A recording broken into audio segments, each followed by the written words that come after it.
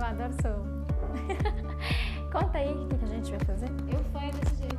Ah, eu acho que é tão bom quando você fala. Jéssica tá gripadinha, gente. Ai, não consigo segurar. Nossa, você usa linda. Obrigada. Agora que eu falei. Bem-vindos mais uma vez aos Bastidores com Renata. Um pouco fanha, é verdade. Mas E com Jéssica Torres. Ah, sim. E aí, vamos agora responder mais umas perguntas e dúvidas que vocês mandaram pra gente. Se tiver aí alguma pergunta, você manda aqui embaixo que a gente responde nos nossos próximos bastidores. Até quando devemos tentar salvar um relacionamento? Até que ponto ir? Tem que ter um limite. Porque às vezes a pessoa fica assim, não, vou tentar mais um pouco. Aí passa 1 ano, passa 5 anos, 10, 20, e ela continua tentando insatisfeita na relação. Eu acho realmente que tem que ter um limite. Mas até quando que eu vou tentar ali? Eu acho que enquanto o outro que também quiser tentar. Você quiser, tiver alguma esperança sobre essa relação e o outro também quiser fazer. Se só você está fazendo para esse relacionamento, só você está ali se empenhando para que essa relação transforme, o outro não vem junto, passa um tempo, o outro não vem, eu acho que não faz muito sentido. Uma coisa que eu gosto sempre de dizer, tudo bem, pode ser que assim, você queira transformação no relacionamento e o outro está lá, tipo, dormindo no ponto. A pessoa nem sacou que ela nossa, que é importante, que precisa ter uma transformação. Então, acho que no começo vai ser uma pessoa que vai trazer mais a necessidade da mudança. Mas a partir de um tempo, eu falo assim, passaram-se, sei lá, 2, 3 meses, 1 ano, e o outro não veio querendo fazer a transformação, é que o outro não quer essa transformação. Aí não vale mais a pena insistir. Eu acho que uma outra coisa também, quando não vale a pena insistir, é quando tem ali medo, algum risco sobre a própria vida. Então, se existe um medo de uma agressão física, um medo dele fazer algo comigo, que pode resultar mesmo na minha morte ou algum risco para os meus filhos, então não vale a pena insistir. Aí é o tipo de relacionamento que eu falo assim, você tem que se fortalecer para sair e não para ficar. Eu acho que bacana esse isso. Se fortalecer para sair, não para ficar. É. Interessante. Vamos lá. Isso aí talvez tenha um pouco de relação com a outra que fala aqui, ó. Ele já não me ama, eu sei disso, ele já me disse, mas também não me deixa. Nós discutimos muito, não há diálogo nem respeito mais, mas eu não sei o que fazer. Tá um esperando quem termina, né? Eu fico com aquela cara, sério? E é sério que tem pessoas assim, eu não te amo. Aí fica lá. Eu não sai de casa? Meu colega, você já disse que não ama, o que eu faço com essa informação? Você quer que eu vou e termino? Teve um bastidores que a gente falou um pouco sobre isso, né? Mas assim, muitas vezes o ato de terminar, ele tem um custo muito elevado. Que quando eu termino, eu tô assumindo que eu não quero mais essa relação. Então, a pessoa que faz dá esse passo, ela se sente geralmente muito culpada. Então, ela acaba tentando ser despedida. Lembra que a gente falou disso? Eu vou fazendo coisas, vou implicando com o outro, vou falando que eu não amo e não dou a cartada final, esperando que o outro faça. Porque se a gente terminar e for um erro ter terminado, a culpa não é minha. Então, você acho uma quis terminar. baita de uma sacanagem, isso me irrita profundamente. Mas, em contrapartida, a gente não pode desconsiderar que é o seguinte... O cara falou uma coisa importante, ele disse que não ama ela e ela tá esperando o quê?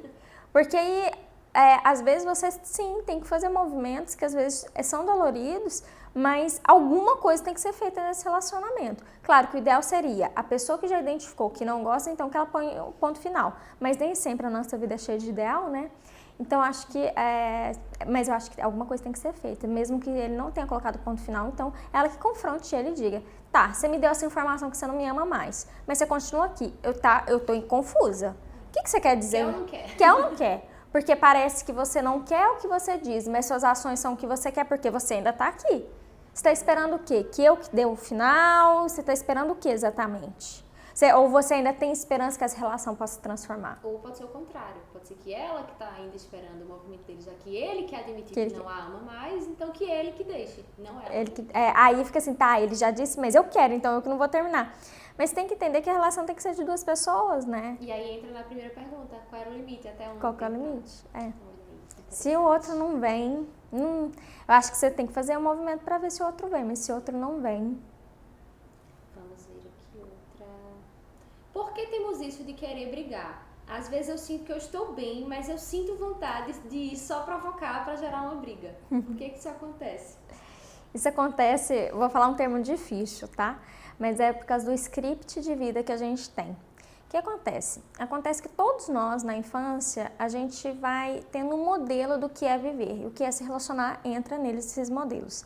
E, querendo ou não, pouquíssimas pessoas no mundo têm inteligência emocional. Agora que se fala isso, nos últimos 10 anos para cá que se fala isso, mais ou menos, 15 anos no máximo, antes não era tão popular isso e ainda hoje, mesmo com conhecimento, está pouco. O que significa isso? Significa que provavelmente na sua casa não tinha essa inteligência emocional. De eu saber reconhecer o que eu sinto, dizer isso de uma maneira construtiva, dizer isso de uma maneira assim, que não vai ferir o outro e que a gente consegue resolver. Então você aprendeu esse modelo de que briga é um caminho. E é um caminho ou talvez o único caminho que ficou gravado em você. Então essa vontade às vezes de brigar, não é que, nossa, que louca de brigar que eu tô. Não, é porque você só está reproduzindo o modelo. E também uma outra coisa que acontece, que faz com que as pessoas briguem, é quando elas estão muito carentes. Aquela história, né? Um beijo é melhor que um tapa é melhor do que nada. Então, se eu estou me sentindo muito, que o outro está sendo muito indiferente em relação a mim, eu vou preferir que a gente tenha uma briga do que eu sinta que eu estou sendo ignorada. Então, não é que... complexo. Não é que tem uma necessidade da briga, mas tem uma necessidade de ser reconhecida. Da atenção. Da atenção. Que seja por via de uma briga. Se eu não estou sendo reconhecida, e o melhor seria que fosse por afeto, beijos, tal, abraços, eu vou procurar, sim, instigar uma briga, porque pelo menos eu tenho alguma coisa. Não é o mais saudável, com certeza, mas... Nossa, isso pelo menos me irrita tanto. Vê aí, ó. Eu até sei lidar com certas situações que acontecem conosco, mas aí vem alguém da família dele ou da minha e enche minha cabeça de perguntas desnecessárias para fazer com que eu saia do controle e acabe voltando à briga de algo que eu achava que tinha resolvido. Como lidar com isso? Para de ficar falando da sua vida para os seus familiares. Começa por aí. Porque se os familiares estão dando palpite na sua vida e isso está te deixando, em vez de melhorar, está dificultando a sua vida, significa que provavelmente você está deixando essa porta aberta. O que eu acho também, assim, que não é que os familiares são contra, muito provavelmente eles fazem perguntas, te instigam a questionar coisas que são importantes e fazem algum sentido para você, senão você não levaria isso em consideração. Então, é entender o seguinte, o que é do casal é interessante que seja resolvido pelo casal. Eu não estou dizendo que é para excluir a família, mas estou dizendo que você tem um problema com ele, resolve com ele. Porque cada pessoa vai ter uma opinião, um ponto de vista diferente. Ah, Renata, mas eu sou muito assim, muito próxima da minha mãe, quero compartilhar com ela. Tudo bem, compartilha. Mas como é que você pode pegar esse outro ponto de vista sem que isso traga uma briga? Como é que você pode aproveitar esse ponto de vista que essa outra pessoa que te trouxe e pode auxiliar para a melhoria do seu casamento? Porque também ou os outros estão te ajudando ou você está dando chance do que eles estão falando te afundar e está culpando os outros. Complexo, mas é bem isso. Aí vem aqui agora. Duas que são meio que casadinhas. Primeiro, meu marido diz que precisa de um tempo com os amigos e às vezes até um tempo a sós mesmo. Eu queria que meu companheiro passasse mais tempo conosco, comigo e com nossos filhos, na nossa casa. Isso é ser egoísta? Eu não acho. Eu gosto de uma palavra. Antes eu achava que tinha que ter o equilíbrio. E o equilíbrio eu acho que ele meio que anula. E depois eu descobri que em vez de ter o equilíbrio, a gente tem que buscar o balanceamento. Então, balancear e entender que alguns momentos vai ser o momento dele ir para os amigos, vai ser dele abastecer esse lado dele masculino mesmo, de estar com os amigos, falarem coisas de homens, como você também tem que ter esse seu lado de estar com as suas amigas, balancear, ou melhor dizendo, fortalecer esse seu lado feminino, do tipo assim, nossa, como é que é essa mulher? Vamos tricotar aqui mesmo, e a gente chega abastecida. Quando os dois estão abastecidos desses polos, o masculino e o feminino, o relacionamento vai muito bem, obrigado. É mais lógico, tem que ter um balanço. Se só fica com os amigos, você vai sentir falta. Isso não tem nada a ver com egoísmo, mas tem a ver com compensação. Olha, ele está indo, mas não está compensando aqui também. Não está tendo um momento nosso. Então, a primeira coisa que eu gostaria que ela entendesse é isso. Não precisa se sentir culpada pela necessidade que você tem dele estar. E pelo que eu tô entendendo, ela tá entendendo que é ok, que ele precisa ir mesmo com os amigos. Às vezes pensa, será que eu tô sendo muito egoísta querer que ele fique aqui em vez de sair com os amigos, que eu sei que ele precisa daquele momento? E provavelmente é uma mulher que não se importa dele ir, mas desde que ele esteja também em casa. E aí é o balanço mesmo. E quando às vezes a mulher vai colocar isso, conversar isso com o companheiro, às vezes não fica muito claro. Que pra ele fica assim, então você não quer mais que eu saia com meus amigos? Mas não é. Então você coloca assim, olha, não tem problema nenhum de você sair com seus amigos, tá tudo certo, você não vai perder isso. Mas eu também não quero perder você aqui dentro de casa, com a gente. Falar, né? É a forma. E aí vem o outro que é muito interessante. E quando é o oposto? Os fins de semana pra mim são um tormento, porque sempre que meu marido está em casa, ele está reclamando ou cobrando de algo. Eu até preferia que ele saísse mais com os amigos. Aí é o oposto, né? Ela tá na situação. Imagina. Ai, gente, mas você tá de férias mesmo, querido? Eu só tô em casa com o marido em casa. Sai, moço! Pelo amor de Deus, sai! Quer dar uma volta? Quer o dinheiro pra o bar? É complexo aí. É a mesma situação, só que a oposta, né? Olha, tem homem, vamos ser bem sinceros, tem homem que às vezes realmente atrapalha a dinâmica ali. Eu acho que ele fica até chato pra ele poder ter o aval de sair, eu acho. Tem alguns que eu acho que fazem isso. Mas o que pode ser interessante é o seguinte, eu sei que ela já tem uma rotina ali na casa dela que o marido não participa durante a semana. Quando ele chega, parece que é um intruso na rotina. Então, é ela colocar ele dentro dessa família, incluí-lo mesmo. Nossa, meu nariz tá eu acho que é o vento. Então, assim, incluir. Como é que eu posso incluir meu marido na nossa rotina no final de semana? Como é que, em vez de eu querer que ele vá embora, ele possa participar de uma maneira que fica legal para ele, fica legal para mim, fica legal para nossos filhos? Então, começa a pensar isso, em vez de excluí-lo, como incluí-lo? Eu acho que essa seria a principal pergunta. Essa aqui me lembrou um pouco o que você falou na pergunta anterior. Ela fala assim, eu percebo que quando a minha filha não é o assunto entre nós, ou não está em casa, ficamos em um silêncio total, sem assunto nenhum com o outro. Fico muito triste por isso, mas eu não sei como resolver a falta de assunto entre nós como um casal. O que eu faço? Fala sobre o fim do mundo. Mas de repente, né, tem muitas dicas de sobrevivência. Piada interna. Aquele momento que o vídeo fica preto e branco. Tá bom. Mas isso é um problema, porque quando os filhos ficam ali, eles têm muito foco, o problema é os filhos, a questão é os filhos. Centra muito no filho. Centra muito nos filhos. Aí eles também perdem outros papéis, a minha individualidade. Então, como é que é meu papel sem ser mãe? Quem sou eu sem ser pai? Como é que sou eu, assim, na minha vida? Então, sua vida não deve ser só a maternidade. Com certeza tem outras coisas que você faz. E se não tem, você precisa se atentar a isso. Porque os filhos são para a vida. Os filhos vão sair de casa. Então, o que está faltando não é um diálogo entre vocês. Provavelmente o que está faltando é a própria individualidade de vocês. Assumiram muito um papel e esqueceram do próprio papel de você na vida. E aí, quando vai conversar, não tem muito assunto. Tipo, vou falar de quê? Né? E aí, eu acho que isso acontece com todos nós, né? Que às vezes a gente supervaloriza algum aspecto da nossa vida, mas deu esse start, não é para desesperar, é para entender. Nossa, peraí, provavelmente eu andei esquecendo de mim. Basta o primeiro passo, porque tudo pode ser motivo de um assunto novo. Viu Tudo. uma matéria na TV, o que é que tu achou? Tu concorda ou discorda? E aí já foge um pouco Sim. de falar só de filhos, falar só da casa, falar só deles.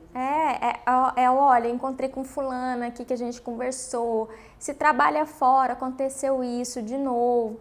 Então, filho tem isso, né, que filho traz muito incidente. Toda hora tem uma coisa nova com o filho, é incidente desde que nasce, né? Chega a ponto de Então, só o filho. Aí parece que só incidentes acontecem com o filho, só coisas que saem da rotina só acontecem com o filho. E não, é assim, ver como é que é você no mundo. E como você diz, Jéssica, adorei a sua dica. Tipo assim, olha, qualquer assunto pode virar um assunto. Sim. Até uma cor, se é azul, se é roxo, o quê? Eu tava pensando aqui, cara, com meus botões, que você é ótima para dar essas orientações. Olha isso aqui, que interessante o que ela fala aqui. Hoje eu acho que é impossível ter liberdade plena em um casamento. Eu penso que o casamento em si é uma forma de nos limitar de alguma maneira. Ai, que triste. Pensar assim, né?